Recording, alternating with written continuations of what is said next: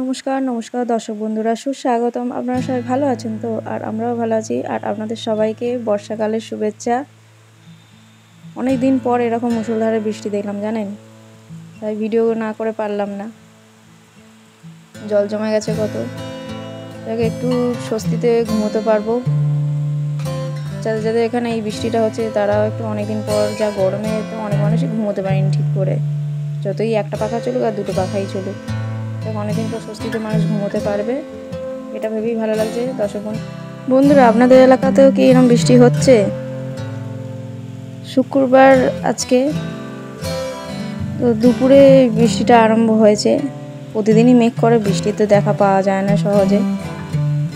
বৃষ্টিটা হচ্ছে, ও এটা ভেবেই খুব আনন্দ লাগছে, ভীষণ ভীষণ আনন্দ লাগছে, কি বলবো। এবারে তো মনে হচ্ছিল যেন বৃষ্টিই বোধহয় হবে না। আমাদের এই পুকুর ধারে আবার জল জমবে মনে হচ্ছে বৃষ্টি দেখে।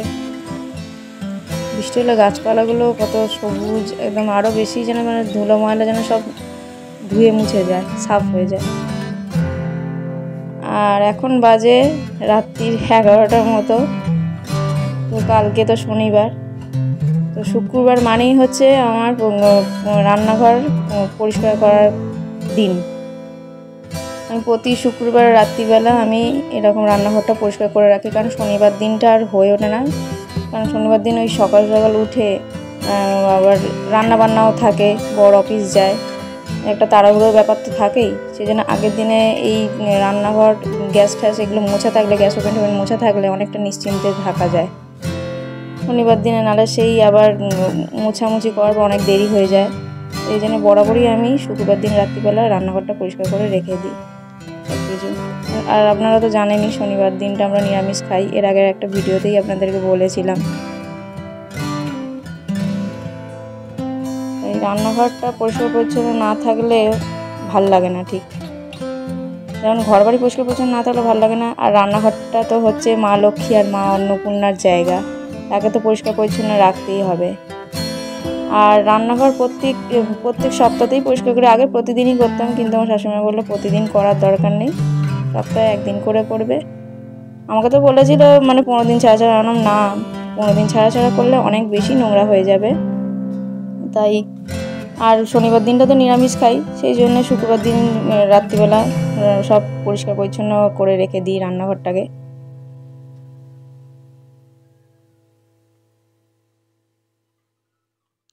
আর রান্নাঘর যতই পরিষ্কার পরিচ্ছন্ন থাকুক না কেন, রান্নাবান্না হলে আর যতই কিচেন চিমনি থাকুক আর যাই থাকুক, তেল চিটে ভাব কিন্তু হয়ই হয়। সেই জন্য প্রতিদিন না হোক, প্রত্যেক সপ্তাহে যদি রান্নাঘর পরিষ্কার না করি, তাহলে রান্নাঘরের যা হাল হবে চোখে দেখা যাবে না। আর রান্নাঘরটাও যেন সেই অন্ধকার অন্ধকার মনে হবে যেন। আর আমার মাকেও দেখতাম, মানে আমার মায়ের দিয়ে মোটামুটি আমার ছোটোবেলা থেকে যা যা দেখেছি, আমরা তো মায়ের দিয়েই শিখে আসি, মা বাবার থেকেই তো সব কিছু শিখে আসি। তো আমি সেগুলোই, এই আমার শ্বশুরবাড়িতে এসে আমি সেগুলোই কিন্তু প্রয়োগ করি। এই প্রথমে সার্ফের জল করে ভিজে কাপড় দিয়ে সব গোটা রান্নাঘর, গ্যাস, সব কিছু ডিবে ডাবা যা আছে সব কিছু মোছামুছি করে নেবো ভালো করে। আর সার্ফ দিয়ে পরিষ্কার করলে তো তেল চিটে ভাবও কাটে, কারণ ডিবে টিবেতে অনেক সময় তেল চিটে ভাব হয়। যদিও প্রত্যেক সপ্তাহে রান্নাঘরটা আমরা পরিষ্কার করি বলে খুব বেশি ময়লা হয় না, আর খাটুনিটাও কম হয়। কারণ অনেক দিন বাদে বাদে করলে সেই জায়গায় ময়লাটা বেশি হয়, তেল চিটেও বেশি হয়, নোংরা অতিরিক্ত হয়ে যাওয়ার জন্যে খাটুনিটা অনেক বেশি পড়ে যায়। এই ভিজে কাপড় দিয়ে জানলার গ্রিলটা পরিষ্কার করে নিতে হচ্ছে। আর জানলার গ্রিলটাতে তো প্রায় সেই রোজ মুছবো, রোজই দেখবো ঝুল হয়ে যায়, পিঁপড়েরা মাটি তুলে ফেলে, যতই পরিষ্কার করি আবার ঠিক হয়ে যায়। আর গ্রিলগুলো একটু ভিজে কাপড় দিয়ে মুছতে হচ্ছে, কারণ তেল চিটে হয়ে থাকে, নোংরা হয়ে থাকে, সেজন্য ভিজে কাপড় দিয়ে মুছতে হচ্ছে।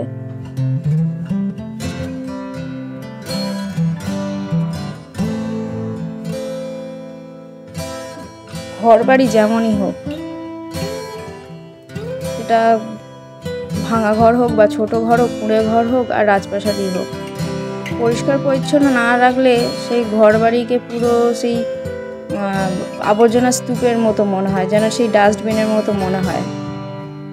তাই ঘর বাড়ি যেমনই হোক, পরিষ্কার পরিচ্ছন্ন গোছানো পরিপাটি রাখলে সেটাকে দেখতে কিন্তু, যেমন ঘর যেমনই হোক, তাকে দেখতে কিন্তু রাজপ্রাসাদের মতোই লাগে। আমার তো এটাই মনে হয়। পরিষ্কার পরিচ্ছন্নতার ওপরেও কিন্তু সব কিছু নির্ভর করে। আর যত পরিষ্কার পরিচ্ছন্ন রাখা থাকবে তত দেখতেও ভালো লাগবে আর নিজেদের স্বাস্থ্যের পক্ষেও ভালো।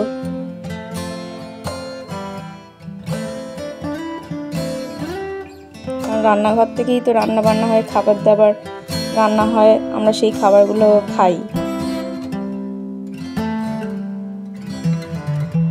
আর মানুষজন এলেও কিন্তু পরিষ্কার পরিচ্ছন্ন ঘরদোর থাকলে তারা কিন্তু একটু বসবে, মানে দুটো গল্পও করবে। আর খাবার দাবার দিলেও তারা ঠিকমতো খেতে চাইবে বা খাবে তারা। কিন্তু পরিষ্কার পরিচ্ছন্ন না হলে সে যতই ভালো খাবার দাবার দেওয়া হোক না কেন, যতই যত্ন করাও যাই হোক, তাদেরকে কিন্তু ভালো লাগবে না। অনেক মানুষই এমন আছে। আর সত্যি কথা বলতে দর্শক বন্ধুরা, আজ একটা কথা আপনাদেরকে মানে বলছি সত্যি কথাই, আমি কিন্তু কারোর বাড়ি গেলে কিন্তু সে কতটা পরিষ্কার পরিচ্ছন্ন এটাই কিন্তু দেখি। সে কি খাওয়াচ্ছে, সে কি দিচ্ছে, তার ঘর বাড়ি কেমন, সেসব কিন্তু দেখি না। পরিষ্কার পরিচ্ছন্ন কিনা এইটুকুই দেখি। সেটা যেমনই ঘর বাড়ি হোক, যেমনই তার পরিস্থিতি হোক না কেন, সবার পরিস্থিতি তো আর সমান হয় না বলুন। কথা বলতে বলতে অনেক কাজই হয়ে গেল। ডিবে ডাবাগুলো আপাতত পরিষ্কার হয়ে গেল। এবার র্যাকটা পরিষ্কার করে নিচ্ছি। র্যাকটাও মাঝে মাঝে ঝুল হয়, আমি যখনই র্যাকটা কোনো ঝুল বা ধুলো দেখি সঙ্গে সঙ্গে ঝেড়ে দিই, মুছে দিই বলে র্যাকটা পরিষ্কার পরিচ্ছন্ন থাকে। একবার বিয়ের পরে এসে মানে র্যাকটা ভীষণই নোংরা হয়েছিল, মানে পুরো বোঝা যেত না যে র্যাকটা স্টিলের না লোহার। সেটাকে সেই থেকে একবার পরিষ্কার করে ফেলার পর র্যাকটাকে আর দ্বিতীয়বার নামিয়ে আর পরিষ্কার আমাকে করতে হয়নি। আর অনেক জায়গায় হচ্ছে এই যে তাক বলুন, রান্নাঘরের তাক বলুন বা র্যাক বলুন, এগুলোতে যদি কাগজ পেতে দেওয়া যায় না, অনেক কিন্তু ময়লা মানে হাওয়া থেকে কিন্তু রক্ষা পাওয়া যায়। মানে ময়লা ফয়লা যা হবে ওই কাগজের ওপর দিয়ে হবে, আবার কাগজটাকে কিছুদিন পর তুলে ফেলে দিলাম, আবার নতুন কাগজ পেতে দিলাম। কিন্তু এই র্যাকে ঠ্যাকে তো ময়লা হবে না, তাকে ঠ্যাকে তো আর ময়লা হবে না। কিন্তু এই তাকগুলোতে আর কাগজ পাতি না, কারণ কাগজ পাতলে একটু অসুবিধা হয় বলে আমার শাশুড়িমা কাগজ পাতে না, আর আমিও ওই জন্য পাতি না। আর এই রান্নাঘর ক্লিন করার দায়িত্ব পুরো আমারই থাকে। আমি এটা নিজে দায়িত্ব নিয়েছি, নিজেই করি। আমার মাকেও দেখতাম এরমভাবেই কাজগুলো করতো।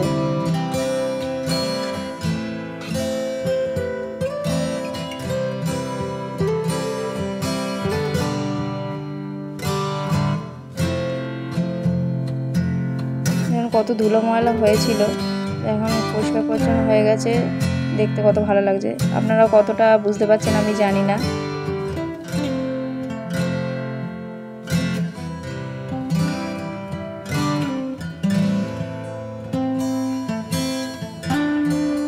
আর দর্শক বন্ধুরা, আপনারা কাছে অনুরোধ, আপনারা কিন্তু ভিডিওটা প্লিজ ওয়াচ টাইমটা কমপ্লিট করবেন, পুরো ভিডিও দেখবেন, ওয়াচ টাইম কমপ্লিট করবেন। আর শর্টস দেখে কিন্তু সাবস্ক্রাইব করবেন না, তাতে কিন্তু সাবস্ক্রিপশন কেটে যাবে। যেহেতু আমাদের লং ভিডিও চ্যানেল, সেই জন্য আমাদের লং ভিডিও দেখেই কিন্তু পুরোটা দেখেই তবেই কিন্তু সাবস্ক্রাইব করবেন। যারা অলরেডি সাবস্ক্রাইব করেছেন তাদেরকে অসংখ্য অসংখ্য ধন্যবাদ, আর পাশে থাকবেন এভাবেই। আর যারা সাবস্ক্রাইব করেননি তারাও সাবস্ক্রাইব করুন চ্যানেলটিকে, আমার ভিডিও দেখতে থাকুন, আশা করি আপনাদের ভালো লাগবে। আর দেখুন আরেকটা কথা বন্ধুরা, এর আগেও আমি 2-3টে ভিডিওতে আমি এই কথা বলেছি, কিন্তু তবু বলছি কারণ এখনও অনেকে জানে না, অনেকেই ভুলগুলো করছে। আর 24 ঘন্টার মধ্যে কিন্তু আমরা একে অপরের কিন্তু বন্ধু হতে পারবো না। কেউ যদি আমার বন্ধু হয়, আমি কিন্তু 24 ঘন্টা পর তার বন্ধু হতে পারবো, কারণ একই দিনে কিন্তু একে অপরের বন্ধু হওয়া যায় না। তাতে কিন্তু ওয়াইটি সাবস্ক্রিপশন কেটে নেয়। ওয়াইটি কিন্তু সব কিছু নজরে রাখে, ওয়াইটি কিন্তু সব কিছু জানে, সব কিছু বুঝতে পারে। তো আমি বটিটাও একটু পরিষ্কার করে নিলাম, যদি এটা আঁশ বটি। আমাদের নিরামিষের জন্য আলাদা, নিরামিষ মানে সবজি কাটার জন্য আলাদা বটি আছে, তবু এই বটিটা পরিষ্কার করে নিলাম। যেহেতু মাছ টাছ কাটা হয়, অনেক সময় আশপাশ লেগে থাকে, সেই জন্য একটু সাবান আর স্কচ ব্রাইট দিয়ে একটু ঘষে ধুয়ে নিলাম। দেখুন দর্শক বন্ধুরা, এখন কেমন লাগছে রান্নাঘরটা পরিষ্কার করার পর, আপনারা এই দেখে বলুন কতটা বুঝতে পারছেন। তবে রান্নাঘর যে একদম উপরের তাকটা আর পরিষ্কার করিনি, কারণ আর ভাল লাগছে না, শরীরে খুব টায়ার্ড লাগছে, ওটা কালকে সকালে করব। আর উপরের তাকটা প্রত্যেক সপ্তাহে করতে লাগে না, ওই 2-3 মাস ছাড়া ছাড়া করি, আর উপরে তাকটা খুব বেশি ধুলো হয়ও না। যেগুলো ব্যবহার হয়, এই যে নিচের দুটো তাকই ব্যবহার হয়, এগুলোই পরিষ্কার করতে হয় প্রত্যেক সপ্তাহে। এই যে দেখুন সকালবেলা আমি উঠে পড়েছি, দিয়ে এখন আমি উপরের তাকটা পরিষ্কার করে নিচ্ছি। আবার হয়তো 2-3 মাস পর করব পরিষ্কার পরিচ্ছন্ন।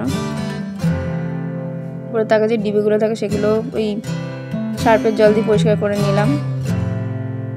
আমি প্রথমে সার্ফের জল দিয়ে সব কিছু মুছে ধুয়ে সব পরিষ্কার করে নিই, দিয়ে তারপরে কি করি, ওই সার্ফের ভেজানো কাপড়টা ভালো করে এমনি জলে ধুয়ে নিয়ে এমনি সাধারণ জলে আবার ভিজিয়ে সব কিছু মুছে নিই, তাহলে সার্ফের মানে ফেনা ভাবটা কেটে যায় সব জায়গা থেকে। আর বন্ধুরা প্লিজ আপনাদের কাছে একটা অনুরোধ, ওই রিমি রূপা বলে দেখবেন একটা চ্যানেল আছে, রিমি রূপা চ্যানেলটির নাম। তা ওনার ভিডিওটাও দেখবেন, ওনারা খুব ভালো। আর ওনার মেয়ে অ্যাকচুয়ালি থ্যালাসেমিয়া আক্রান্ত, তা ওনাদের প্রচুর সাহায্যের দরকার। তা আপনারা যদি কোনোভাবে সাহায্য করতে পারেন অবশ্যই করবেন। ওনাদের দেখবেন চ্যানেলের ডেসক্রিপশান বক্সে কিন্তু একটা ফোনপে নাম্বার দেওয়া আছে, ওই নাম্বারে আপনারা অনলাইন পেমেন্টের মাধ্যমে যার যেরকম সামর্থ্য আপনারা কিন্তু সাহায্য করতে পারেন। আর ওনার ডোনারও দরকার। সবথেকে ভালো হয় যদি ওনাদের চ্যানেলে গিয়ে ওনার ভিডিওগুলো দেখেন, তাহলে ভালো করে বুঝতে পারবেন যে ওনাদের পরিস্থিতিটা কতটা খারাপ, কতটা কঠিন। ওনারা কিন্তু লড়াই করেই চলেছেন, আমরা সবাই পাশে আছি।